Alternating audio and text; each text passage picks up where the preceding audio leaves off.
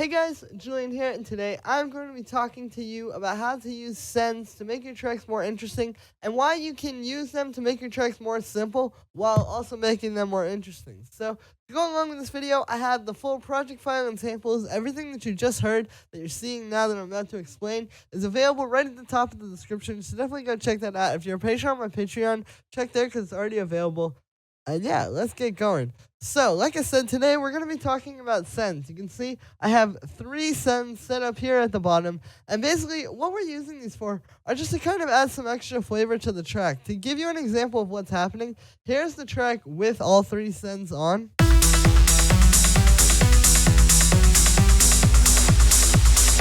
So you can hear this.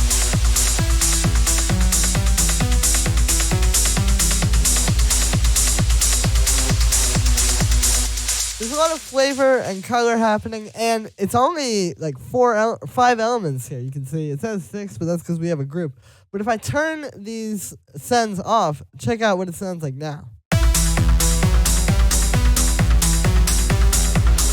Yeah, it's a little bit more flat and dull sounding. Again, the difference is I think that this, with the sends, really sounds alive and really sounds full. So what I'm doing here is you can see I have 2 main ones set up, and then I have this one for this loop here. But basically what's happening is you can see like we have this one here.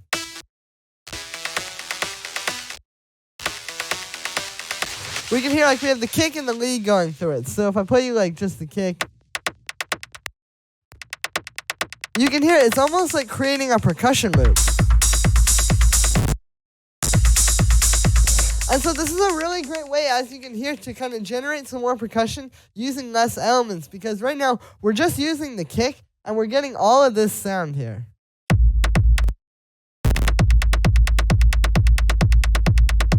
You know, and it's not that hard to do. Basically, the name of the game here is just using delay. You can see we've got a bit of echo on the send, we've got it being saturated, got an EQ boosting the highs, the drum bus, low cut, utility just to turn it up a little bit, and then an auto pan so that it's not getting in the way of the kick. And yeah, you know, it's super simple. Like, it's really not that hard to do this, but you can hear what this creates. Again, if I turn the sends off and turn them on, you can hear it's just so much more exciting with them. And same deal with the hi-hats and the percussion here. I have those going through their own send because I wanted to treat them a little bit differently. But you hear this whole little loop is being created in the background.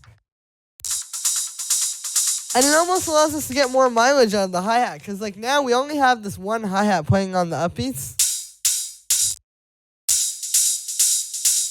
But now using the send, we get the kind of dynamic happening. So it's like creating things that aren't quite there. And yeah, I just think this is a really powerful way to do it, because what happens here is instead of having a very clear hi-hat and then this upbeat hi-hat, it just kind of all sounds like one because it's all coming from the same sound. And so to the listener, they hear that and it's very clearly just one element, and it sounds really clean, you know? It makes it just like a lot more simple while still having that same depth to it. And I think that's really what this does, is it gives your tracks depth, you know? It's going to make them so that it's not just like a hi-hat playing on the upbeats.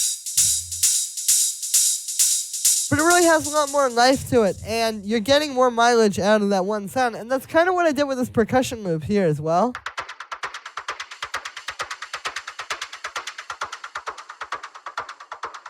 You can hear it's just like that. There's actually a lot more of this. Like if I drag it out over here, you can see I recorded like a whole track's worth of it, as you can see. And basically what I've just done here is I just sent, I think it was like the kick and the hi-hat into this send here, which you can see this one, we just got some delay, a little bit of grain delay, a little bit of echo, a bit of erosion, some saturation, some filtering, and then I've got that auto pan on there, and then we have a low pass. And you can see there's tons of automation on this, like literally like almost everything is being automated at some point in some way. And so what I did was I just went through the track, and like I had this in a full arrangement. And I just recorded myself moving these different parameters on the sends, and now you get this really cool percussion loop.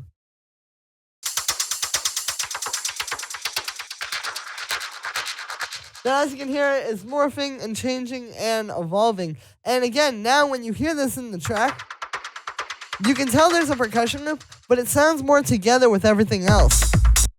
And it's just about really getting that cohesive, like, fullness to the track. And I think that's really what this does so well, is it just allows you to only use, like, literally 3 layers of drums here. And it sounds bigger than sometimes even, like, 7 or 8 layers would sound. And I think also a lot of times, like, when you hear, like, a techno track or a house track, and, like, you know, a lot of times it'll start with just the kick with, like, a little click in there. Yeah, I used to think a lot of times that this was being sampled or something like that, but I actually think that this is the way you would do it. Again, just a really great way to add a lot more kind of excitingness to your sounds. And it also works really well on the synths too, because, like, again, if I turn these things off, and then we'll turn it on.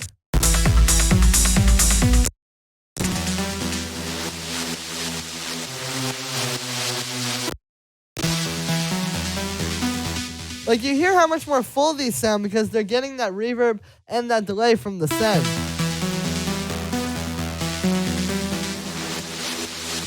And it really brings them to life. And this also comes back to the everything sounding kind of tied together as well, because you're literally sending these 2 synths into the same delay, which is being filtered the same way, it's being distorted the same way with the saturator. Everything is, like, the same. So then these sound closer together, you know, because you can hear that same type of, like, really filtered delay on both of them. And it makes the overall track more cohesive. I think this is really the idea here, is, like, it's not just using the sends just to save yourself some CPU or to make it easy, but it's going to make your track just so cohesive and so together sounding, because everything is going through the same thing and going through the same delay and getting that same kind of, like, filter to it, you know, and then, like, you put it all together. And it's like you basically just have these cool loops now, adding a lot to your track. So yeah, I definitely recommend you guys play around with sends. Like, if you have a track like this, like, you know, maybe you have this set up with, like, more percussion layers, like you have, like, a closed hi-hat and maybe, like, another percussion, maybe a bunch of other stuff. Try just getting rid of everything except for the bare essentials. Literally just, like, the kick, 1 hi-hat, maybe a little bit of percussion, and then, like, your synths. And then try to fill in the rest of the sound using synths, because, again, I think it's just going to make it a lot more interesting and a lot more creative. And it allows you to do more creative stuff, too, like with this percussion loop that I made, you know? You could just record your hi-hat and your kick going through a send, and then just automate all the different parameters on that send. And there you go. You create all this cool stuff, and you hear so much texture in there, because you can hear, like, the hi-hat. That little bit of high end in there. And it's just stuff that you wouldn't get if this was just, like, you know, me just getting some percussion samples and trying to arrange them. And again, like, a lot of times when we hear techno tracks and house tracks and really just music in general, and you hear things that, like, you may not really be able to tell how they got that texture, or you may be wondering, like, how it all came together so cohesively.